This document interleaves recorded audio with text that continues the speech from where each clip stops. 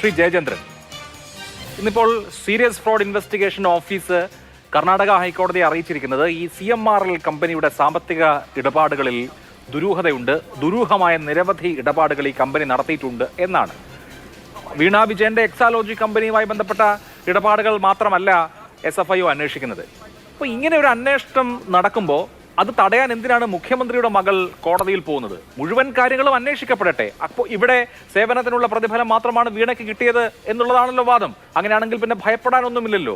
അന്വേഷിച്ച് എന്തൊക്കെയാണ് നടന്നത് എന്ന് പുറത്തു വരിക എന്നുള്ളത് യഥാർത്ഥത്തിൽ വീണ വിജയന്റെയും എക്സാലോജിക്കിന്റെയും പിണറായി വിജയന്റെയും ഒക്കെ ആവശ്യമായിട്ടല്ലേ വരേണ്ടത്? അങ്ങനെ തന്നെയാണ് അഭിലാഷ്. ഇവിടെ പ്രശ്നം അതല്ല. ഈ ഏകപക്ഷീയവും വൈര്യനിര്യാതനപരവുമായ കാടടച്ചുള്ള വെടിവെക്കലാണല്ലോ നടക്കുന്നത് നിരന്തരം. അപ്പോൾ അതിന് അങ്ങനെ നിന്നു കൊടുക്കേണ്ടതില്ല. ഇപ്പോൾ നിയമപരമായ ഒരു വീണയെ പ്രതിയാക്കിക്കൊണ്ടുള്ള എക്സാലോജിക്കിനെ പ്രതിയാക്കിക്കൊണ്ടുള്ള കേസ്, അത് സംബന്ധിച്ച് അവർക്ക് അവരുടെ അഭിപ്രായങ്ങൾ കോടതിയെ അറിയിക്കാനുള്ള അവകാശമുണ്ടല്ലോ. അത് ഭയപ്പാടിൻ്റെ പ്രശ്നം, അങ്ങനത്തെ എലമെൻറ്റേ അതിൻ്റെ അകത്തില്ല.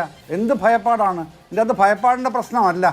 ഞാനീ പറഞ്ഞതുപോലുള്ള കാടടച്ച വെടിവെക്കലിൽ നിന്ന് ഒരു ഒരു മനുഷ്യജീവി, ഒരു പൗര എന്നുള്ള നിലയിൽ സ്വന്തം ന്യായമായ അവകാശം അത് നിയമപരമായി സംരക്ഷിച്ച് കിട്ടണം. അതേ ഉള്ളൂ വീണയുടെ ആവശ്യം. ഇപ്പോൾ കഴിഞ്ഞ ആഴ്ചയിൽ ഇതുമായി ബന്ധപ്പെട്ട ചില ചാനൽ ചർച്ചകൾ തന്നെ ഞാൻ എൻ്റെ അഭിപ്രായം പറഞ്ഞിരുന്നതാണ്.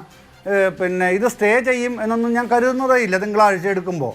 പക്ഷേ കോടതിയിൽ നിന്ന് ചില നിർദ്ദേശങ്ങൾ വരും. ആ നിർദ്ദേശമാണ് ഏറ്റവും അഭികാമ്യമായി കാണാനിരിക്കുന്നതും പൊതുസമൂഹം അത് തന്നെ അംഗീകരിക്കേണ്ടി വരികയും ചെയ്യും എന്നാണ് ഞാൻ അഭിപ്രായപ്പെട്ടത്. കാരണം നമുക്ക് എല്ലാവർക്കും സാഹചര്യമില്ലല്ലോ. കോർപ്പറേറ്റ് കാര്യ മന്ത്രാലയമാണ് അന്വേഷിക്കുന്നത്, കമ്പനി നിയമപ്രകാരമുള്ള അന്വേഷണമാണ് നടക്കുന്നത്. അവിടെ സീരിയസ് ഫ്രോഡ് ഇൻവെസ്റ്റിഗേഷൻ ഓഫീസ് ഒരു പരിശോധന നടത്തുന്നു. 8 മാസത്തെ സമയം അവർക്കുണ്ട്. ഇപ്പോൾ അറസ്റ്റിലാകും എന്ന ഒരു സെനാരിയോ ഇല്ല. ഇന്നിപ്പോൾ കോടതിയിൽ തന്നെ അങ്ങനെ ഒരു അറസ്റ്റ് പദ്ധതി ഇല്ല എന്ന് SFIO വിശദീകരിക്കുകയും ചെയ്തു. ഒരു പരിശോധന നടക്കുകയാണ്. ഒരു കമ്പനിയും മറ്റൊരു കമ്പനിയും തമ്മിലുള്ള സാമ്പത്തിക ഇടപാടുകൾ, അതുപോലെ തന്നെ CMRL എന്ന കൊച്ചിയിലെ കമ്പനികൾ നടത്തിയിട്ടുള്ള വിവിധ സാമ്പത്തിക ഇടപാടുകൾ, ഇതൊരു അന്വേഷണത്തിന്റെ ഒരു പരിശോധനയുടെ റഡാറിൽ നിൽക്കുകയാണ്. അപ്പൊ നെല്ലും പതിരും പുറത്തു വരട്ടെ. അതല്ലല്ലോ, അത് വന്നോട്ടെ അഭിലാഷ്, അതല്ല പ്രശ്നം. ഞാൻ പറഞ്ഞു വന്നതും അതല്ല. ഇന്നിപ്പോൾ ഇന്നത്തെ കർണാടകത്തിൽ നടന്ന സംഭവവികാസങ്ങളുടെ ആ കാര്യം സ്വാഭാവികമായും താങ്കളുടെ കൈവശവും ഉണ്ടാകുമല്ലോ. അതിലെന്താണ് ഇവർ പറയുന്നത്? SFIO പറയുന്നത് എൻ്റെ കയ്യിലുണ്ട്. ഇതിൽ 135 കോടി രൂപയുടെ വലിയ ക്രമക്കേട് നടന്നിട്ടുണ്ട് എന്നാണ് SFIO ആരോപിക്കുന്നത്. എന്തടിസ്ഥാനമെന്നൊക്കെ പിന്നീട് വിശദീകരിക്കട്ടെ, അത് വിശദീകരിച്ച് വന്നോട്ടെ. പക്ഷേ നമുക്കറിയാമല്ലോ, 71 പേജുള്ള സീരിയസ് ഫ്രോഡ് ഇൻട്രീം സെറ്റിൽമെൻറ്റ് ബോർഡിൻ്റെ 71 പേജുള്ള ഉത്തരവുണ്ടല്ലോ. അതിപ്പോൾ എല്ലാ പബ്ലിക് ഡൊമൈനിൽ കിട്ടുന്നതുമാണ്. അതിലെന്താണ് പറയുന്നത്? 134.56 കോടി രൂപയുടെ ആദായ നികുതി വെട്ടിപ്പിനാണ് ഇവരെ അന്വേഷിക്കുന്നത്. 2019 ഈ CMRL അന്വേഷണം നടക്കുന്നത്. പിന്നീട് ഇത് അന്വേഷിച്ച് അവസാനം ചെന്നെത്തുന്നത് എവിടെയാണ്? ചെന്നെത്തുന്നത് 75 കോടി രൂപയായിട്ട് സെറ്റിൽ ചെയ്യുകയാണ്.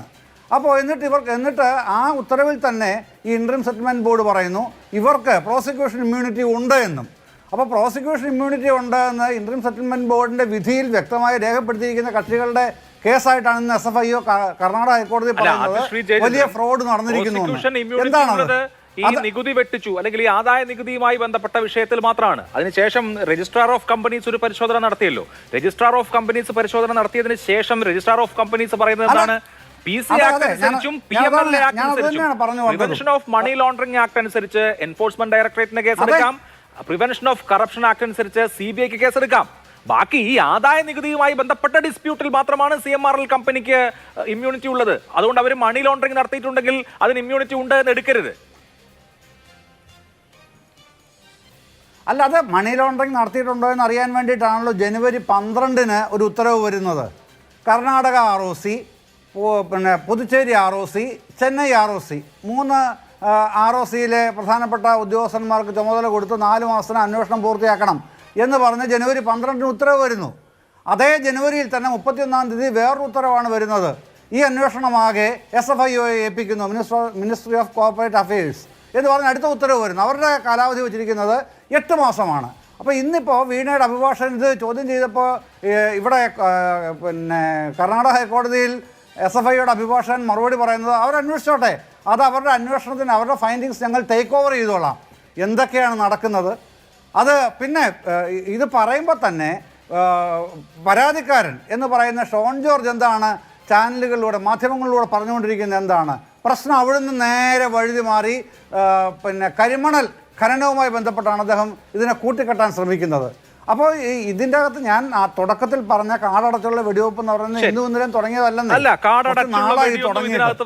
ഇതിന് കൃത്യമായ കോമ്പിറ്റന്റ് ആയിട്ടുള്ള അന്വേഷണ ഏജൻസികൾ കൃത്യമായ അന്വേഷണം നടക്കട്ടെ. രാഷ്ട്രീയ ആരോപണങ്ങൾ നമുക്ക് മാറ്റിവെക്കാം.